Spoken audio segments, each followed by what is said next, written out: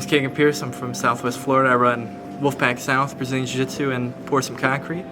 I go fishing, freshwater though, saltwater's nasty, and build self bows, shop antiques, you know, with Tatum, my girlfriend, over there.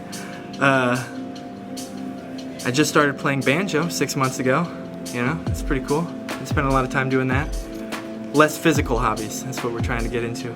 So I'm a black belt in Brazilian Jiu Jitsu. I've been training about 8 years. From like white to purple belt, up until I got my brown belt, I was competing either once a month or every other month.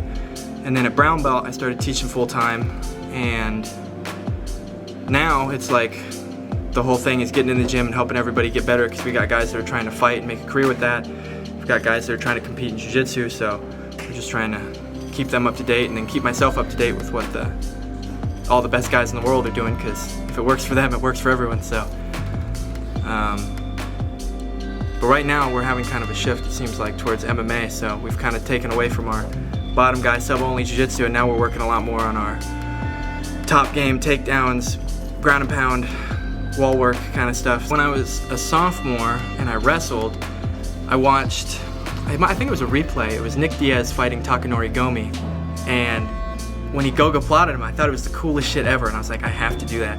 So then I quit wrestling, I started doing Brazilian Jiu-Jitsu, started competing a ton in it, and then even now that I'm not competing, so one of the coolest things is like you said, like you can go to any Jiu-Jitsu gym anywhere, and you're gonna be able to relate with these people that you never would have talked to or met outside of a gym, and super super friendly, and like you make friends anywhere you go just because everybody loves to do Jiu-Jitsu and beat each other up for fun. So yeah, no, you kind of find a cool culture where everyone's friends, and it kind of weeds out assholes pretty quickly. So I guess upcoming goals right now are up the strength and conditioning, because it's easy as a Jiu-Jitsu guy to be lazy with strength and conditioning. Probably try to practice banjo enough to play somewhere live. That would be an experience for sure. Possibly move and open a school, so we'll see how that goes.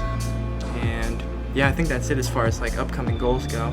So as far as like my favorite athletes in Jiu-Jitsu go, I kind of watch the top guys in Nogi, because that's kind of the side of Jiu-Jitsu that I fell in love with, just because I feel like it keeps truer to fighting and grappling. But